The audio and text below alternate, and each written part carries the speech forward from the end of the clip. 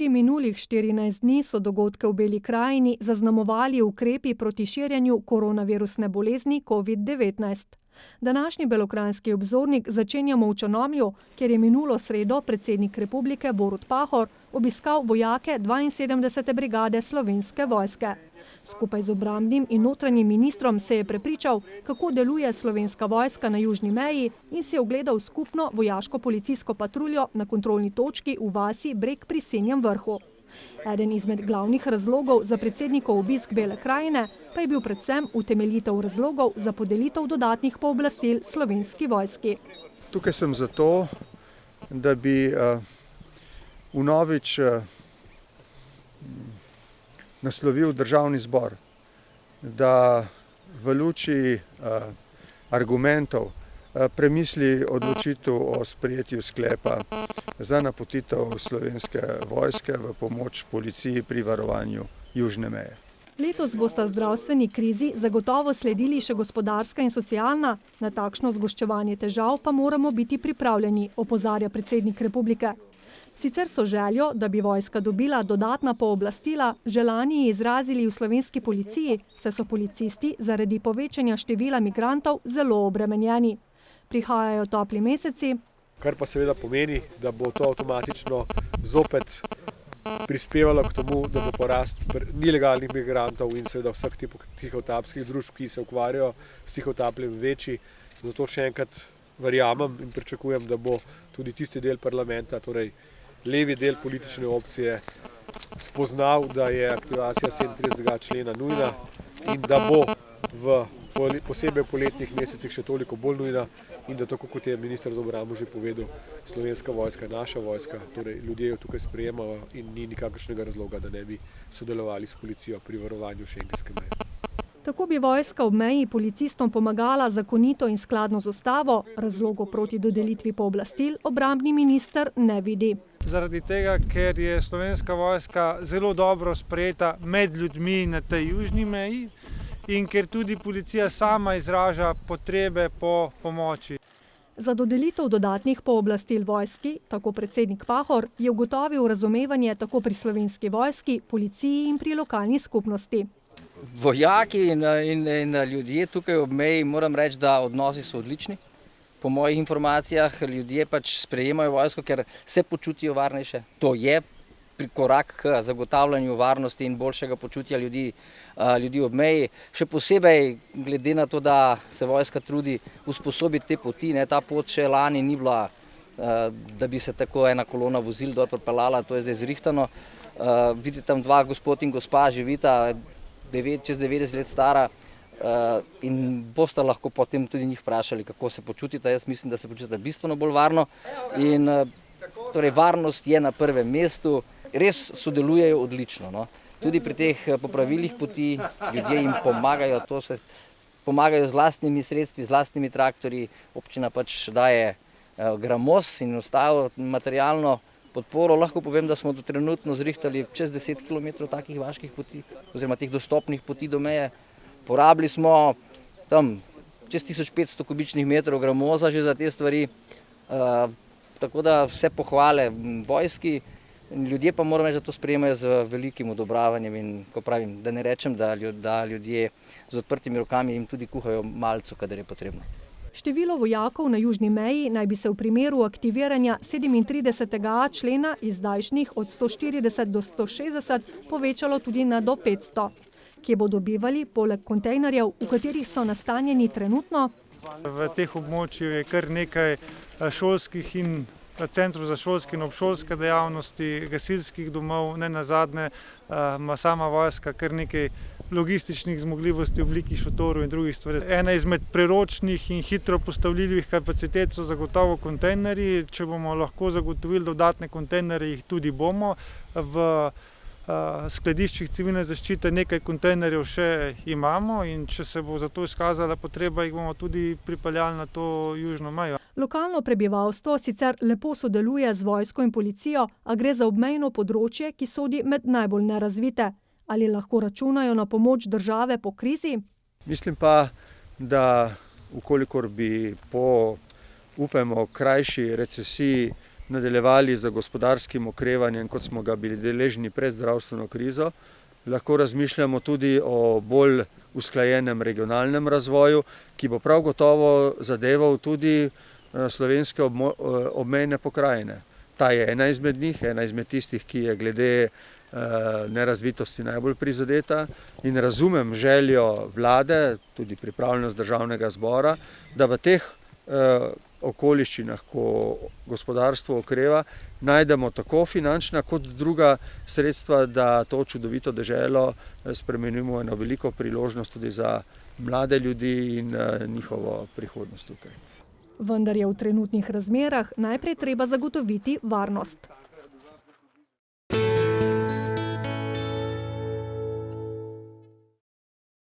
Po dobrem mesecu dni, odkar so v metliški občini odkrili prvi primer koronavirusa, se je v tednih boja z epidemijo z virusom okužilo več kot 50 občanov.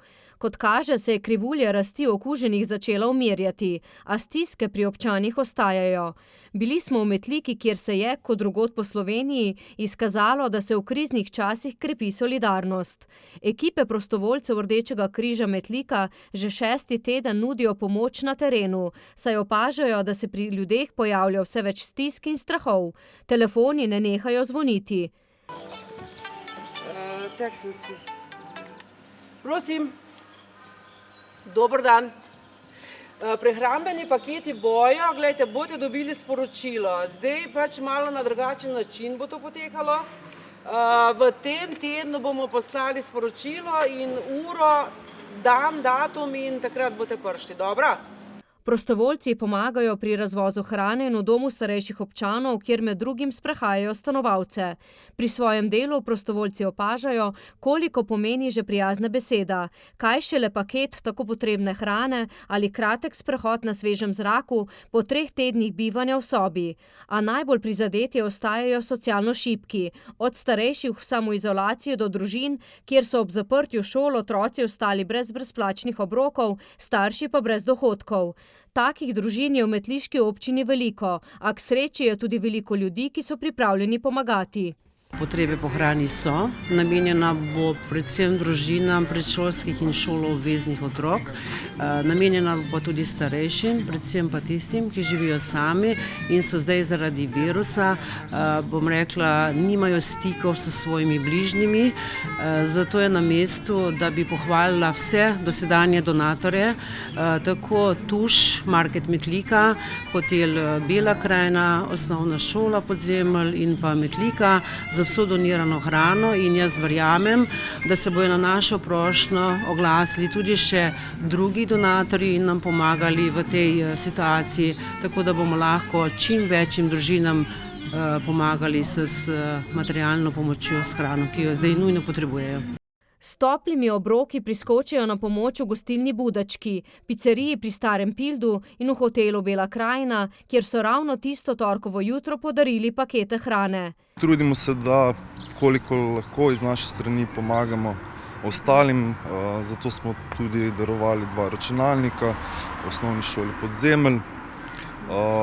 V dogovoru z dobavitelji bomo pa poskusili dobiti še druge zaloge hrane za naslednji teden.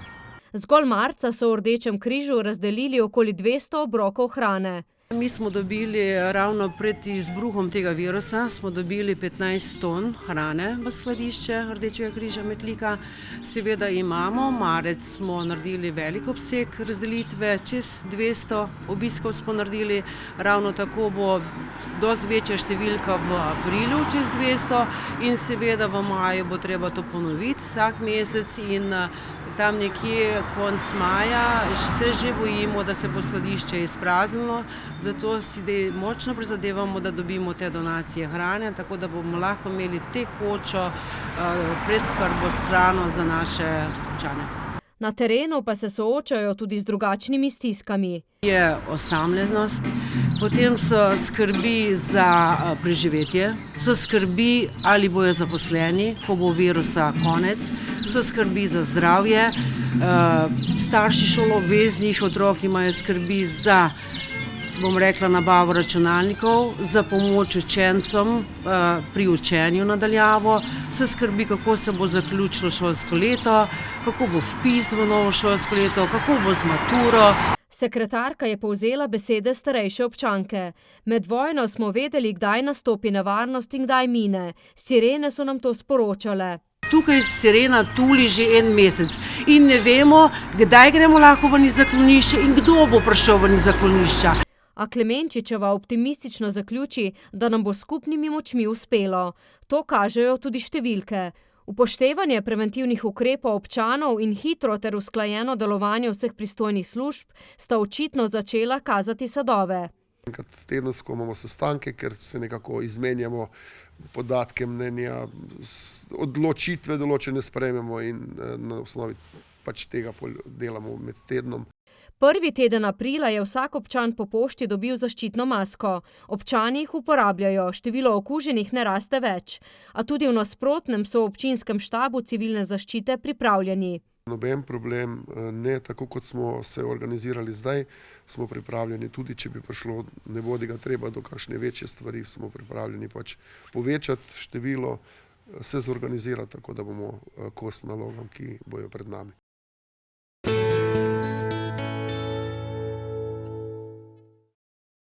Tudi letos so se z Velikim petkom kristjani spominjali Jezusovega križanja.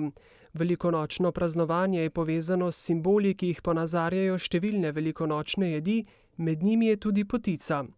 Med velikonočnimi prazniki je po potici dišalo iz hiše dobrega kruha v Rosalnicah pri Metliki, kjer Mojca Kramarič že 18 let s posebno predanostjo ustvarja domače dobrote. Njena potica je znana po vsem svetu. Vsako leto sem pošiljala po pošti, tudi po avionu so letele v različne kraje, tako da mi je to v ponos, da ljudje tudi od drugod cenijo ta pristen slovenski, predvsem belokranjski okus. V Mojčini šoli peke kruha se osnovnošolska mladež uči peke in spoznava kruh kot vrednoto. Prikaže tudi peko belokranjske pogače in pripravi okusno domačo gostijo za skupine. Vse to je zdaj zaradi epidemije zamrlo. Glede na čase, ki jih imamo trenutno v Sloveniji in pač tudi po celem svetu, so spremembe, treba se prilagoditi razmeram, tako da promet je res upadel, moram reči, da na 20%, ampak mi smo zaenkrat zdravi, delamo, želim, da stranke dobijo moje potičke, ki jih uporabljajo več skoraj 15 let, kupujejo in mi zaupajo pri meni, tako da delamo, ampak v manjšem obsegu. Moram pa reči, da je to ena lepa gesta, ker velikonočni prazniki, da je to največji praznik, da tudi pogrešam tujce, ker so prihajali vsako leto domov in so na vrata in si zaželeli prave slovenske potice, s katero so nekateri tudi odraščali, ampak žal letos tega ne bo. Tudi sosedov, kar se tiče Hrvaške, od Avstrijcev, Nemcev, Francozov, vseh, kateri so res radi segli po naši potici. A peki se Mojca ni odrekla. S polno stojnico slastnega peciva, pogače in kruha, rezancev in mlincev jo srečamo v Kočevju in Metliki, predvsem pa v petkih in sobotah ter ponedeljkih na novomeški tržnici, svoje dobrote pošilja tudi po pošti. Med velikonočnimi prazniki je največje povpraševanje po potici. Kraljica je orehova, ni pa edina. Orehova z rozino, lešnikova, potratna, makova, rožičkova, kokosova, pehtranova in rozinova. V starih cajtih se je delala tudi od cvirkova, ker drugih nadevov bolj premožni so imeli oreh, v glavnem pa so, kar so imeli, so dali noter. V času kostanja tudi kostanjevo potico, tako da, gledajte, želje so različne in pač naredim, kar si stranka želi. Gospodinje vedo, da peka potice ni enostavna. Na kaj pa morajo biti še posebej pazljive? Orehova potica je kar zahteven recept. Zdaj gospodinje, katere so izkušene, znajo, kje so napake in kaj morajo paziti. Mlajše se še učijo. Mojstrica še dodaja, da morajo biti pri peki potice vse sestavine tople, le tako bo testo lepo vzhajalo. Da je dobro namazan pekač, da se pred peko prebode, da pridejo, zrak izhaja ven, ko vzhaja, da ni lukenj med samo peko in potem, ko se reže, ne. Tako da tudi, da je pravilno vhajana, ker rada poči, ko se speče, je počeno testo, tudi odstopa testo, tako da, glejte, je veliko stvari, ki jih je treba znati pri potici, zato se nekateri lotijo, nekateri si jo pa rajši naročijo, ker tudi ni tako poceni, sestavine so drage, pol pa če še ne rata, pa je veliko žalosti pri hiši. Pa boljše, da se posladkate z dobro potičko. Mojca vsem gledalkam in gledalcem vašega kanala, ki se bodo lotili peke potice doma, izda skrivnost uspešne priprave. Pravi namreč, da sta najpomembnejši sestavini, ki pri peki nikoli ne smeta manjkati, dobra volja in ljubezen do peke. Pa dober tek.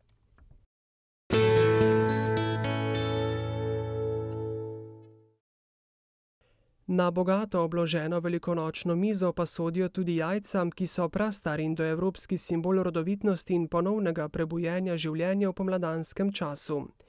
Pobarvana in okrašena jih na Slovenskem imenujemo različno: pisanice, pirhi, remenke, rumenice. Ene najlepših in najbolj znanih so belokranjske pisanice. Metliški belokranjski muzej v svoji stalni zbirki hrani eno najobsežnejših zbirk drsank in pisanic, v kateri je vsaj 500 izvirnih belokranjskih primerkov. Nekateri so stari tudi do 100 let. Včasih so delale tako, da so žene delale posebno te belokranjske pisanice s pisačem na batik, ta batik vosek, so se delali predvsem v Adlešičih in to se reče tudi temu Adlešičke pisanice, ne, ko je bilo te drsanke, so se tukaj okrogli metlike, ne, ampak jih dela še, v bistvu še gre to iz roda v rod. Gre za batik tehniko z uporabo črne, bele in rdeče barve. Izdelovalci najprej s tako imenovanim pisačem na golo jajčno lupino nanesejo tanko sled staljenega čebeljega voska. Lahko so te geometrijski vzorci, lahko so steljica je bila popularna, v bistvu se je pisalo na tole in potem damo to napisano jajce v rdečo barvo. In pustimo lahko tudi čez dan, v mrzlo rdečo barvo in pustimo čez dan, potem vzamemo to jajce ven in še enkrat, kar hočemo biti, da je rdeče, še enkrat popišemo. Lahko so te, v bistvu imamo najprej si vzamemo tale motiv, kakšna pisanica naj bo in potem, ko je ta pisanica popisana, damo v mrzlo črno barvo in to črno barvo počakamo, da se zavre. Ne sme vreti več kot 3 minute in potem vzamemo ven in pisanica je gotova. Nežno jo obrišemo in suho zloščimo s slanino ali oljem. Na koncu skozi luknjici v izpihanem jajcu vdenemo volneno nit in jo zavežemo. Včasih so na pisanico zapisali tudi kakšen ljubezenski vers, kot recimo: Ti pisanico dam, ker te rada imam. Danes bi se napis najverjetneje glasil: Ostanite zdravi.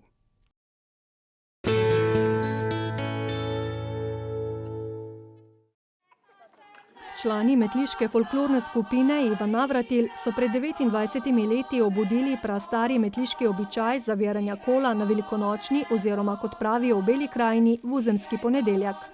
Ta ljudski običaj z naslovom Metliško obredje zaviranje kola je že leta 1888 v ljubljanskem Zvonu opisal belokranjski narodopisec Ivan Navratil.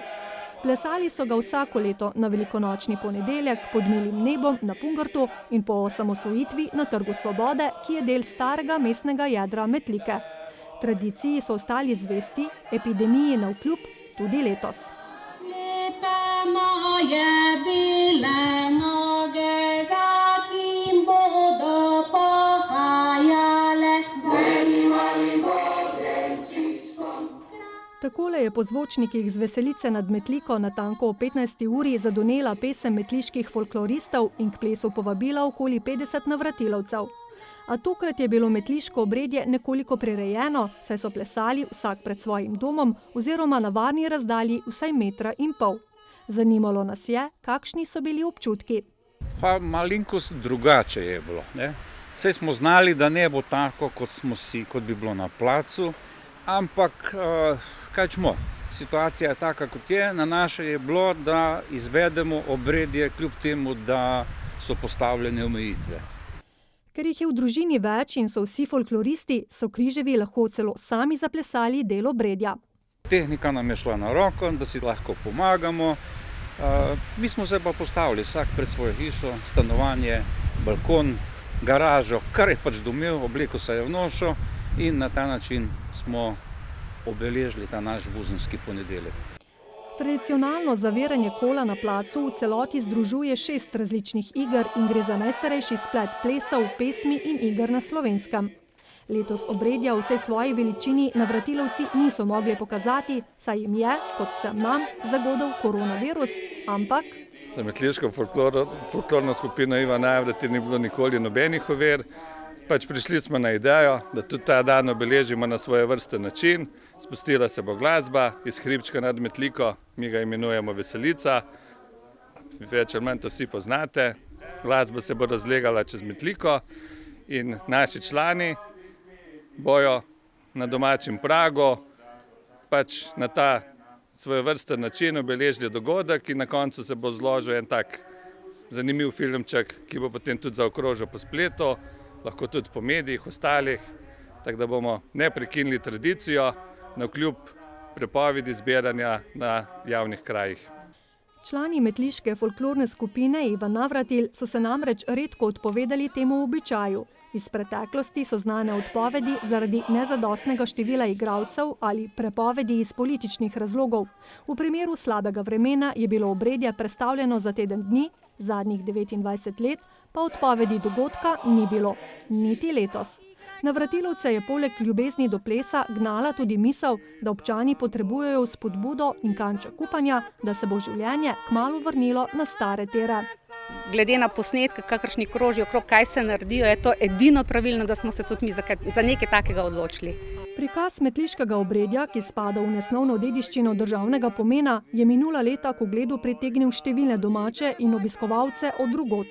Letos je bilo metliško mestno jedro prazno, a navratilovci so plesali, čeprav pred domačimi hišami, enako predano, kot bi nastopili pred množico. Če bi me o polnoči zbudili, bi zapela. To je že toliko noter v meni, da enostavno ni problem. Kdaj, ob kakšni priložnosti sama, s publiko, brez publike, nobenega problema.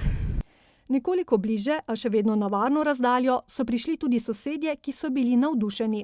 Ja, letos je nekaj posebnega oziroma nenavadnega, ne? Ampak srečo imamo, da imamo naše sosede križe, ker so vsi 4 muzikanti in zmeraj kaj pripravijo, kakšno presenečenje. Metliško obredje se pleše brez glasbene spremljave, saj plesalcem daje ritem pesem, ki jo prepevajo med plesom. V folklorni skupini pa si že leta prizadevajo, da bi postalo tudi UNESCO-va nesnovna dediščina. Vsak dan smo bližje, samo ne vemo, kateri dan, kdaj bo rok, tako da delamo na tem. Tudi na ministrstvu smo bili lansko leto, smo se že nekaj pogovarjali. Letos vemo, da je šla naprej nominacija za lipicance. Zdaj se dela ena druga zgodba, pa upamo, da smo že nekje blizu mi na vrsti. Tradicionalno so vuzemski ponedeljek sklenili z metliškim kolom in druženjem. Letos je oboje iz varnostnih razlogov odpadlo. A navratilovci, ki so tudi tokrat marsikomu polepšali velikonočni ponedeljek in razbili sivino karantene, sporočajo. Naj se držijo, junaško zdravje, pa drugo leto se vidimo pa na vuzenski ponedeljek na placi. Kot zadnja se je po mestu nad Bojico razlegla Bodimo veseli, ki jo imajo metliški folkloristi za svojo himno. Z okoliških balkonov so ji pritegnili mnogi Metličani. Narisala jim je nasmeh in veselje na obraz, oboje pa v teh časih še kako potrebujemo. Bodimo veseli, veselega srca, od vsega kraja svetega.